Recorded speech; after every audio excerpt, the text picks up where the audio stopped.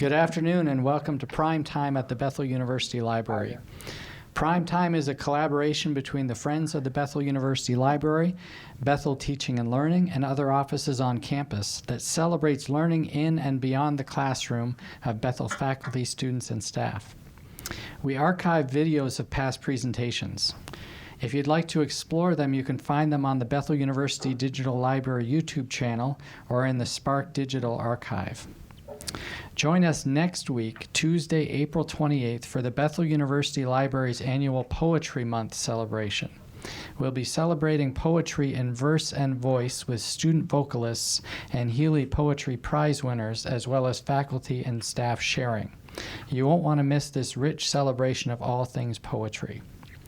Today, Dr. Ruth Nelson, the 2025 Faculty Excellence Award for Service and Leadership winner, and research student Kendall Craigan, both from the Psychological Sciences, will share an overview of Dr. Nelson's sabbatical project, Untapped Gifts, Are Youth with Disabilities Strengths Being Used in the Church? Join me in welcoming Ruth and Kendall to Primetime.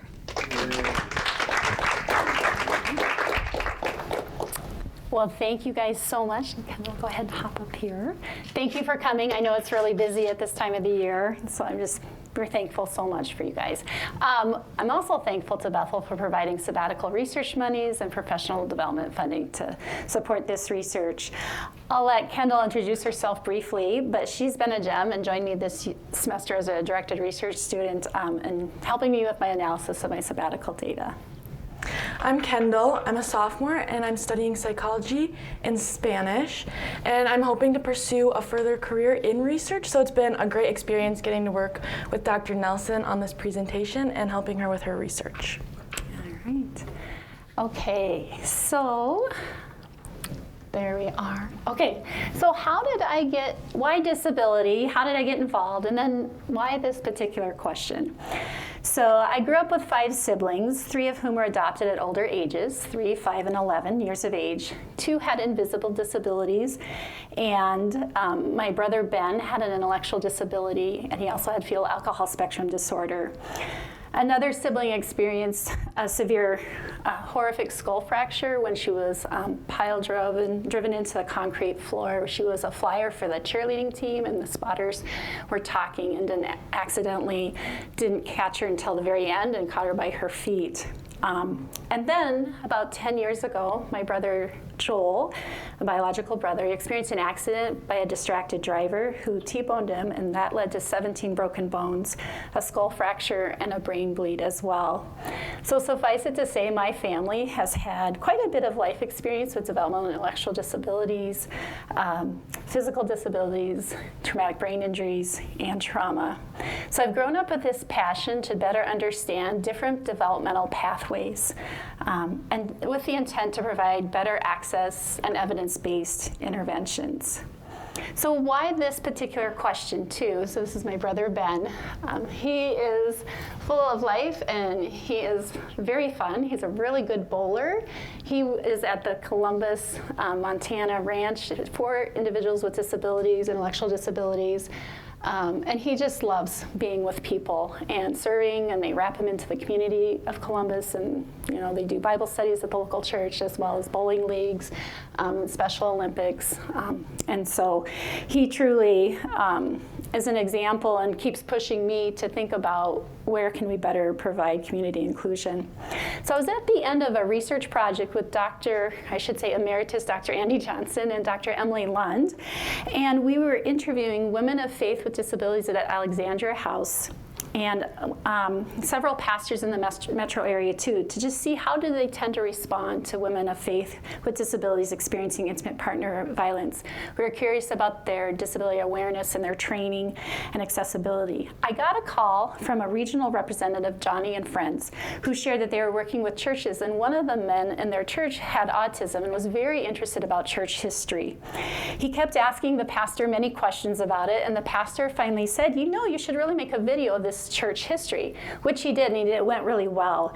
And the church community loved it, and they really appreciated it. So this regional rep wondered, what kinds of gifts in our community are we missing out on? And so she asked if I would want to look into that through their connections.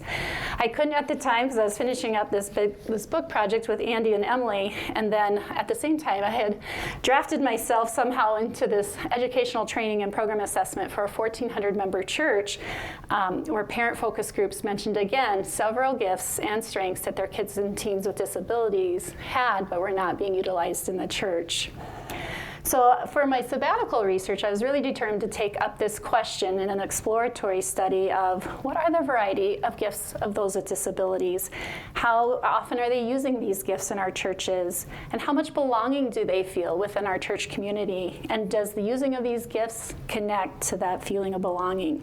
I found a lot of inaccessibility exists, even just basic physical inaccessibility, and some of that's due to our sordid history as a Christian denomination when ADA was passed to argue and lobby against it at first. And so technically being a private organization, it's only state and local regional laws that require some of that to be done. But today we're going to just focus specifically on those with disabilities gifts and their belonging in the church. All right. Well, I came across this a couple years ago, a powerful quote from Dr. Rochelle Schuerman. She is a Wheaton theologian. She adopted a child with Down syndrome.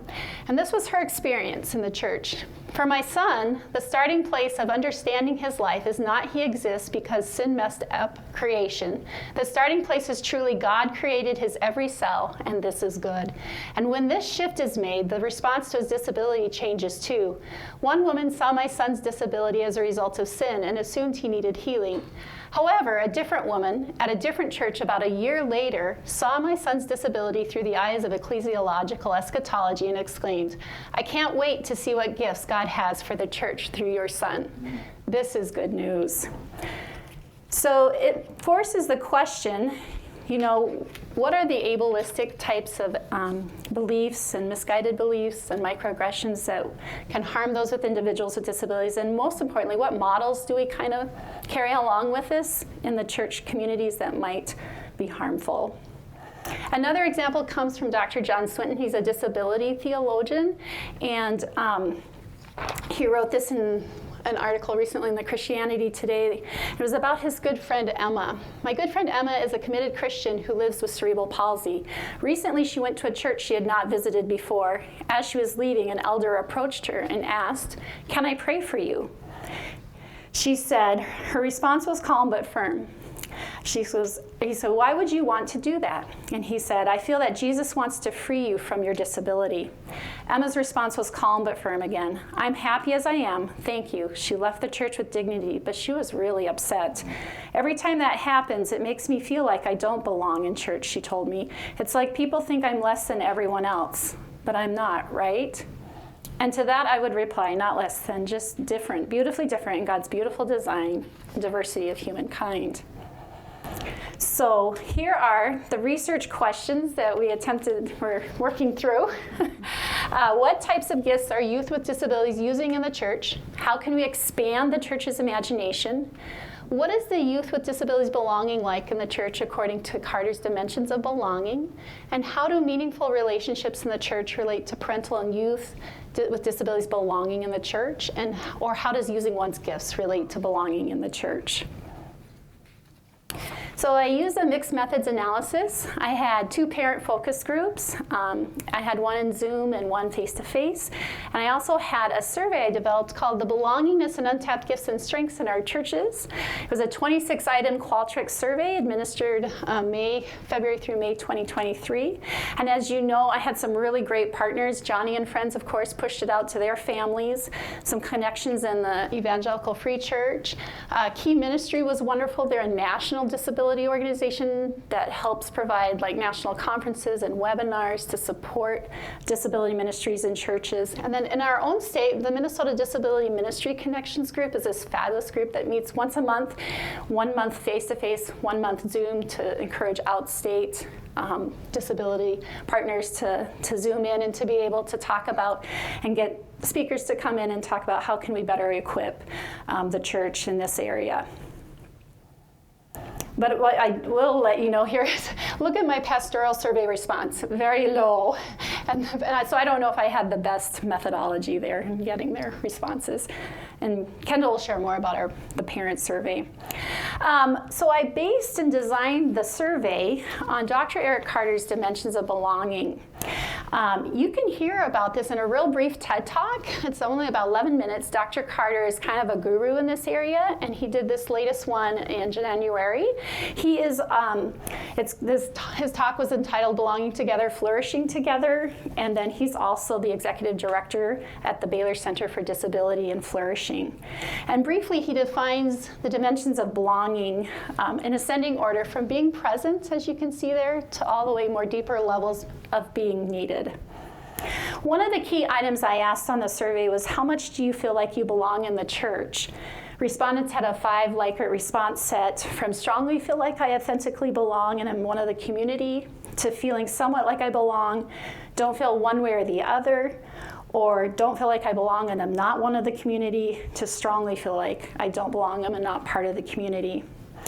I also had participants rate how often their youth was like present at church, welcomed at church, how well how often are they befriended, and kind of a timely understanding of how often this occurs for them. I also asked if their students, how often their students were serving and how were they serving. I gave them a drop-down menu because of course you want surveys to be actually filled out. And so I put just some ideas of ideas in their greeting, ushering, helping with Sunday school, helping with worship, whether it was kids or adults, helping with church service technology, serving on mission trips, being prayer partners or mentors, the gift of smiling, the gift of encouragement, and the gift of friendship. They also had a text entry box to write in additional gifts as well. So what does Scripture say about gifting? Brian Brock is a practical theologian who has a son with Down syndrome and autism, and he's also at the University of Aberdeen, Scotland. And he's written some really good books as well as some articles. And when you look at this, and I've had the privilege of being able to read through some of these articles over the past years, and I am no theological expert. I'll just say that right there. But I have loved learning more about this. So Brian Brock, he focuses on 1 Corinthians 12, which is a beautiful chapter. It really talks about in the beginning that there's all these gifts and that they're for everyone. And then right below it, I don't think it's a mistake, Paul writes about the beauty of the unity and the diversity of the church body, and that we need each other, that all parts are essential. And so this quote from him really stood out to me. Every member of the church is to be understood as an active giver or conduit of divine love, a giving that is not reducible to any person's supposed physiological or intellectual deficiencies, nor the supposed gift of people with disabilities to serve as reminders that we are all destined to be dependent on others. And he goes on to emphasize that the Spirit alone is the arranger of the gifts that make up the different parts of the body, and that these gifts are revealed. A revelation is rather an actual happening. Charisms are these gifts by the Holy Spirit to build up the body of Christ, revealed at some point in time. Although it's clear that the purpose of each gift is what is helpful to the body as a whole, the Spirit's gifts are always routed through individual gifts to individual persons. And he argues that the church begins to discover its true form as it learns what it means to hold very loosely to what these associations of persons given to them by the world. And this is a quote from him. He says, "We are competitive and pecking order humans, but these conditions are not necessary to receive these gifts, and God makes these gifts become visible." Another quote that I think sums this up well: the gift given by the disabled person, the poor person, the recovering addict, all those of low self-esteem or esteem to the world anyway, emerges as only through the spiritual discernment that is utterly certain that a charisma is to be received. So fallen humanity might not expect these gifts, and Brock argues that our inability to grasp and to accept these gifts is the problem of the modern church, which is kind of interesting because he also mentions that Christians are Gentiles. We're grafted onto the true vine. We're adopted into God's family. We're the ones being added to Israel. So the church is learning to hopefully hold loosely to these statuses. and to realize that we have much to expect in the receiving of these gifts from all. Dr. John Swinton, I'm going to go back to him again. So if our Lord fills each of us and all of our diversity with gifts to edify the church, how do we also understand God's image in us? One of these ways is through the gift of relationships and friendships. Each of us are image bearers, but what does that mean? So Dr. John Swinton, again, he's a professor of practical theology, and he founded the University of Aberdeen Center for Spirituality, Health, and Disability. And in a recent article, he made the argument that God's divine announcement that all he created was good does not necessarily mean it was perfection. The Hebrew word used for good is tov, which means that someone is fulfilling their divine purpose for which it was created. And it also means that the components of creation are in a right, healthy, and well relationship with their Creator and with one another. He argues that our relational connection with God and with each of us is God's image within us. And Krista McCurland, another theologian, argues that we are made for necessary kenosis, a posture of receiving from God and others that reflects the image we bear. These perspectives remind us that our culture often what views as weaknesses may be in fact be how the image of God is most clearly seen. Cultural frameworks are underwritten by a view of the human person that regards self-sufficiency as the highest good and care, especially long-term or intensive care, as a social, economic, and existential burden. Vulnerability is not a failure, but a gift. It's a feature of its divine design. To be human is to be made for communion with both God and with each other. And it's not made possible through strength, but through the shared need. Suffering is real. We don't want to minimize that point. And for some, it's relentless. Yet we are not without hope, as Revelations 21:4 talks about. In the new heavens and the new earth, Christ will wipe away every tear, and mourning, crying, and pain will cease. But that does not mean that disabled bodies fall outside the scope of creation's goodness. And Swinton says here, what distinguishes humanity is not superior functionality, but God's relational intent. God speaks with human beings and trusts them with responsibility and desires communion with them in a way not extended to other creatures. So what do we know from psychological literature about inclusion in the church and the importance of spiritual participation in communities? So spiritual health and spiritual community participation are connected to several positive outcomes. We see it connected to positive mental health, high life satisfaction, protection from risk behaviors, and just high overall well-being. And what do we know about church participation of youth with disabilities? And especially at what do we know about their serving as well? So in 2013, Alt, Collins, and Carter completed this national survey, U.S. survey of 35 states. And they had over 416 parents surveyed and asked about the congregational participation of their youth with disabilities. They found that most youth were just mostly participating in the Sunday school or attending services, but the parents themselves were involved in 4.5 activities, like taking part in prayer meetings, sharing their faith, doing volunteer work, doing mission work. But only 16% of the youth were actually involved in serving in the church. The other thing they found was that more than half of the parents were required to serve with their child. More than half of the parents also reported they'd never been asked directly about the best ways to include their children. So you definitely see a more narrow band of participation in the youth with disabilities as compared to the adults. And in another study by Liu et al., we saw that half of youth with disabilities shared that it was really important to be serving, whether it was in the church or whether it was outside the church's walls. And a very large Canadian study by Michelson et al., they had 25,000 Canadian youth, was part of a bigger WHO investigation, and this was the health behavior in school children survey. And what was neat about this is they were asking the youth themselves, ages 11 to 15 years, about church and spiritual experiences and how that related to their health and so forth. But what they found is that children who reported involvement in a church or religious spiritual group reported that spiritual health was of higher importance than those who were not church involved. And when they limited their analysis to just those who were church involved, spiritual health was rated much less by 3 groups of students: those with learning disabilities, those with multiple disabilities, and those with behavioral disorders. So we see some gaps, right, in the opportunities for students and youth with disabilities. All right, so this is what we knew before we headed into this current study, some of what we knew. Kendall's going to begin and share about the first half of our results and what we saw and found out, and what actual gifts were being used in the church. Yep.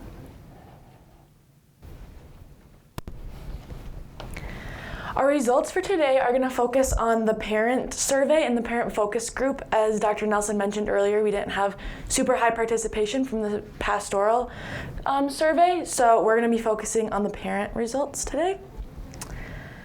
As far as demographics, we had a total sample of 155 participants.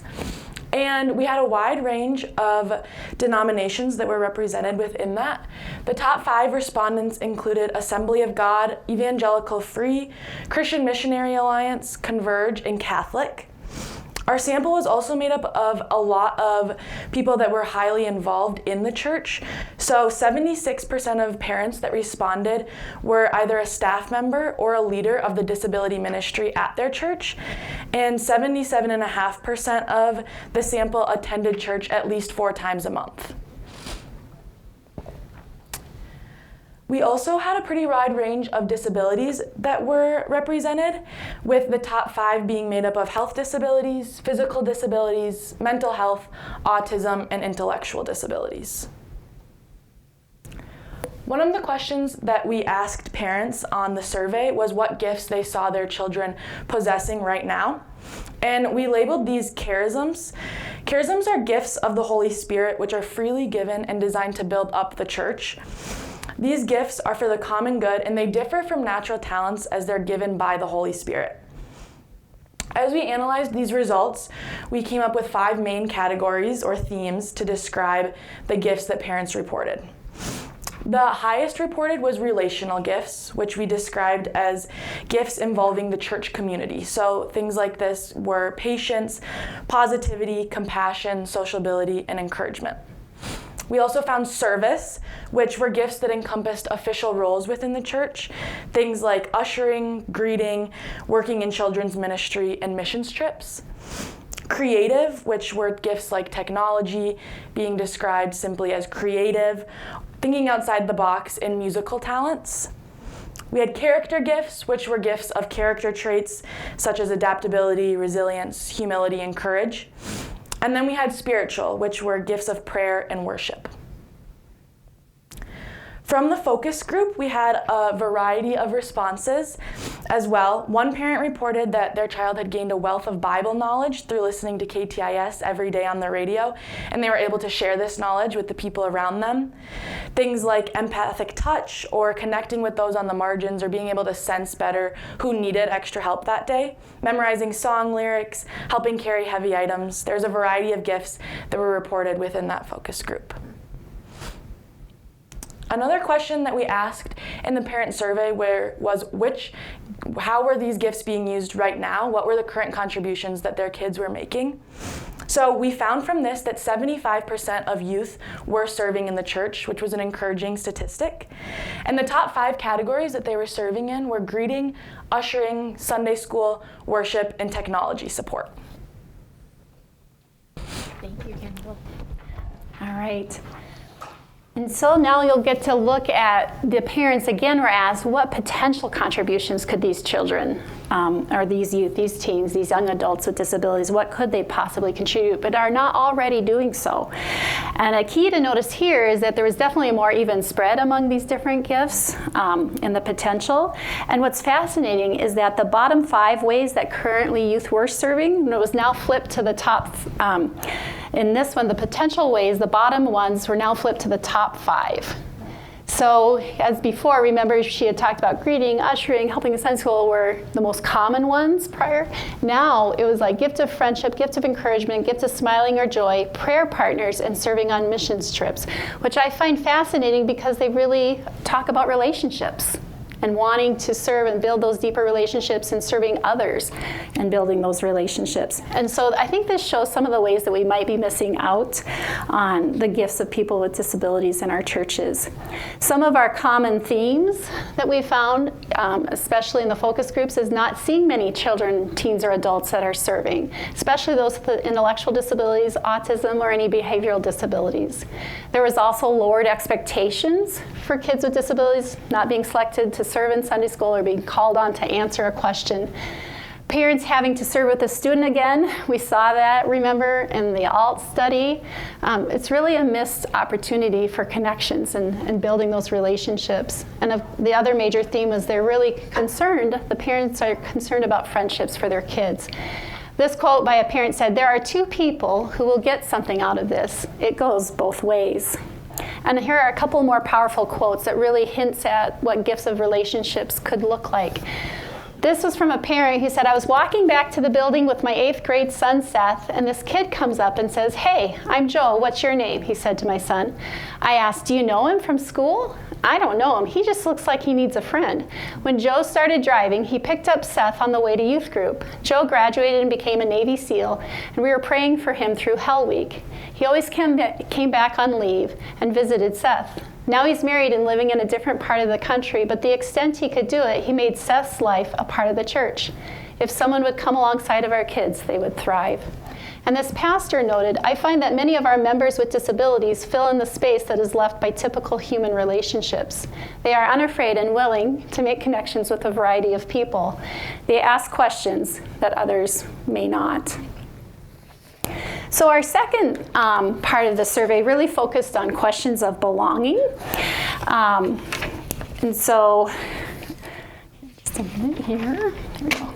So for questions, 7 of the 10 dimensions of Eric Carter's dimensions of belonging, we asked them about how often these were happening. Again, a 5 answer set there.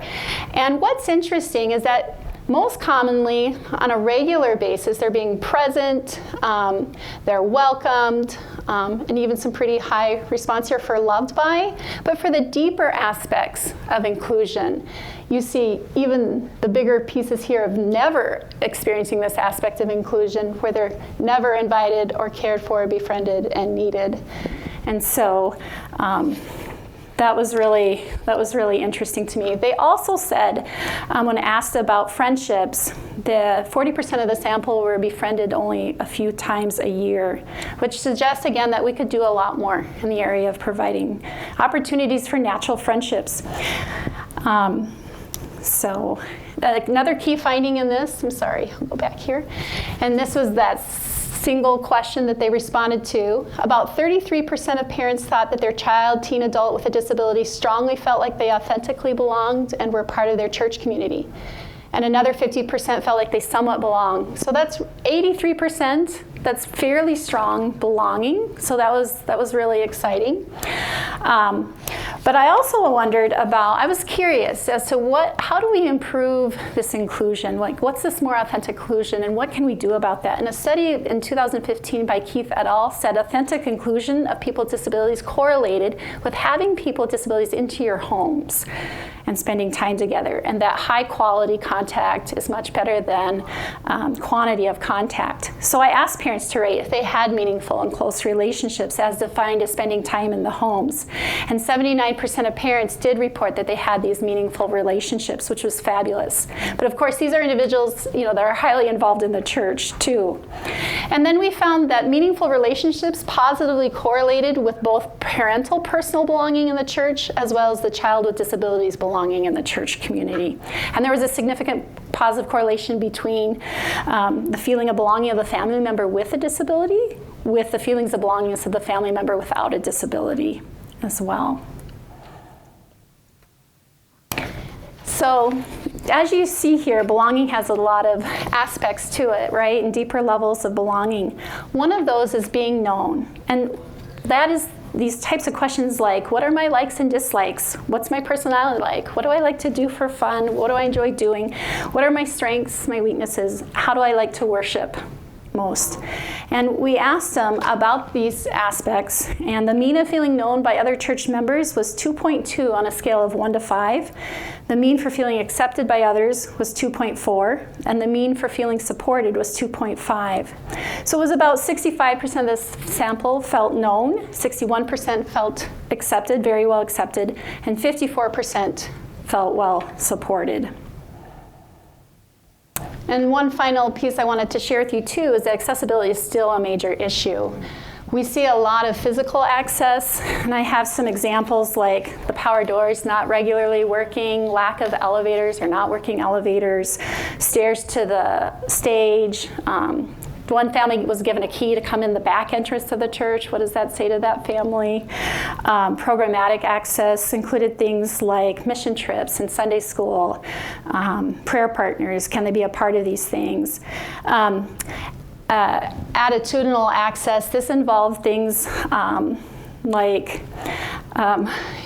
so here, one of the key issues that I found for my focus group parents is they called themselves the lobby parents because their child wouldn't stay as long, or their even young adult with a disability couldn't attend to the church service as long, and so they would end up being in the lobby sitting on the stairs with other parents, or maybe there was a room at times if their church was big enough where they could go and stay with their child. And so the advent of having online programming was really helpful. They talked about that, especially since COVID, but it doesn't provide for community and a better sense of belonging in that. So finally, the limitations, we had strengths and weaknesses with our sample, definitely skewed because it had such amazing, like 3/4 of them were involved in disability ministries, 3/4 of their kids are serving, 3/4 of them are highly coming to church, at least 4 times or more, right?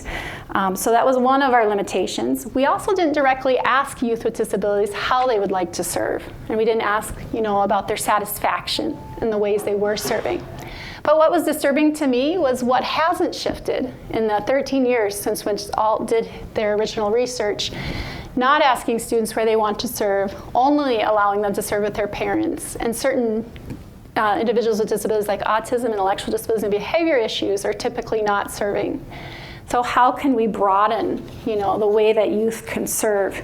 I want to say, though, that churches have made great strides. I think one of the national surveys that came out a couple years ago by Dr. Carter was that about 50% of churches have some kind of disability ministries, and they're working on this issue.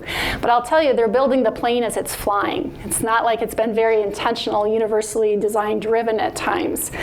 And so, but one of the things I think we all need to work on is deeper aspects of belonging. If someone with a disability isn't fully known, then how do we encourage the use of their gifts? And what gifts of friendship are we missing out on? Friendship, again, was a really highly endorsed gift area that parents saw as a gap. I also think there's a lot of gaps in accessibility. Gaps between pastoral understanding and stakeholders, the parents and the youth with disabilities. When I worked at that 1,400 member church, the pastors were on this wavelength and the stakeholders were on this wavelength. Like, they didn't see the gaps because maybe they didn't have children or youth or young adults with disabilities to better understand and live those gaps. So, I think that it would be important to directly involve stakeholders, of course, in these discussions because they are living out these gaps. I would include in interviewing children, teens, and young adults with disabilities, ask them about their gifts. How would they like to serve in the church? And how would they like to connect more and feel deep belonging to the church community? So I think that's it. Yeah. Come on up. Thank you, Kendall. Yeah. So yeah, do you guys have any questions? I would be happy to try to answer.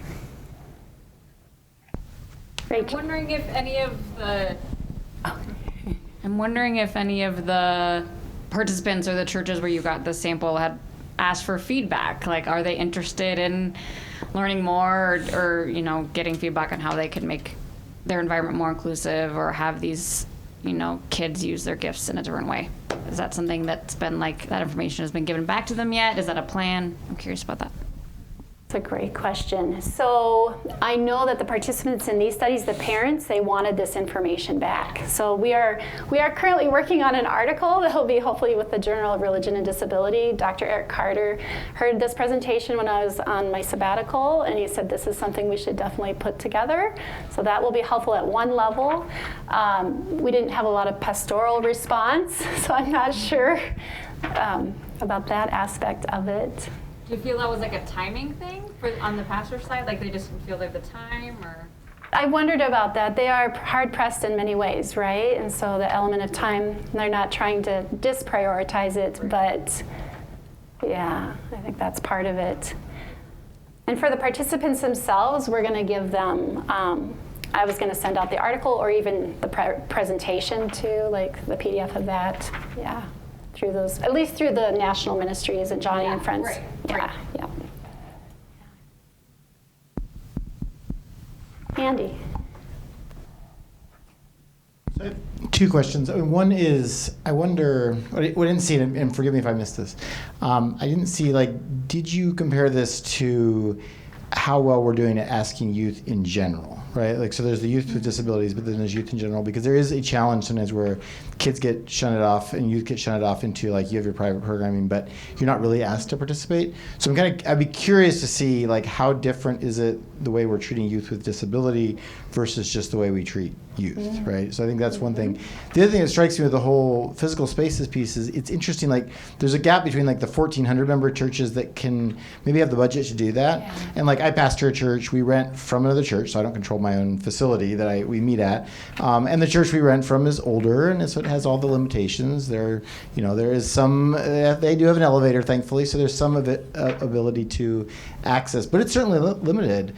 And I was curious if you heard anything from people, like, is there an understanding that, like, it does feel like one decision when you just, like, build a church to not be accessible, and another when you're meeting at, in our case, like a 75-year-old Lutheran church that kind of is what it is, and they don't really have the budget to make it vastly different. So two different questions. All right, so that is a really great question. If you look at the sticky faith research done by Cara Powell, and she talks about how important it is that kids are in the services worshiping together and that they are involved in intergenerational activities, how important it is to do that. But that's a great question, how churches are set up, especially as they get larger. Are we not allowing kids to be a part of all these activities? That's a hard one. And for funding, that's hard too, but there are grants. If people are really interested and if they're purposeful, there was a grant last year for churches when I went to the Key Ministries Disability Conference for them to just get funding to provide an adult accessible bathroom where their young adults or whatever age needed changing. They needed an actual table in there to be able to do that. So I think there are different nonprofits that are helping to fund some of these kinds of things, and there may even be some federal funding and programs if we can explore those and learn about them.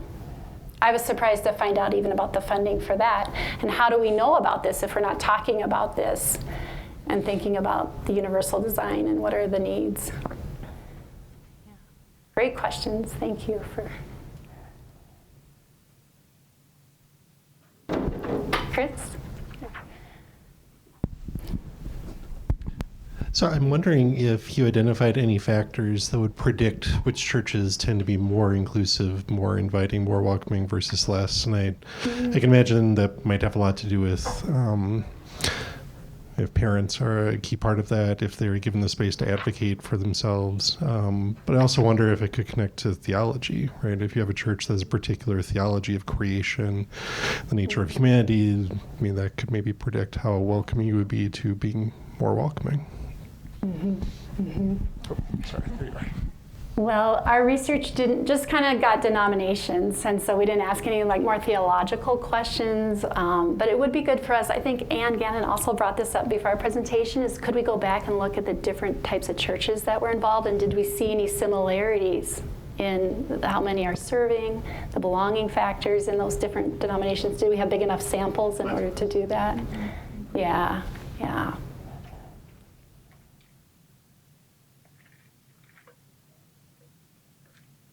Joel? I was pleasantly surprised, though, by the 75%.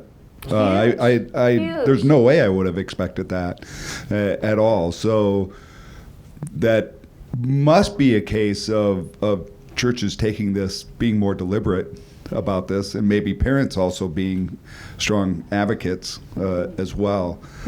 So to me, that's a really interesting thing to see. Our own church, even though it's small, our pastor even talks about how it seems like we almost, kids with disabilities almost gravitate to our church. Like we end up having, so many kids, and so I think maybe that can occur as well, in terms of there's this opening aspect of a welcoming aspect of a particular church that can drive that.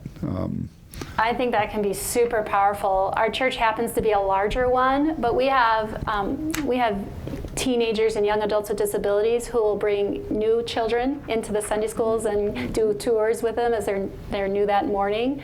And that sends a powerful message to those coming in that all are wanted here and that there's space. And word of mouth is huge, because we've gotten a lot more kids and young adults with disabilities in the church as a result of that programming.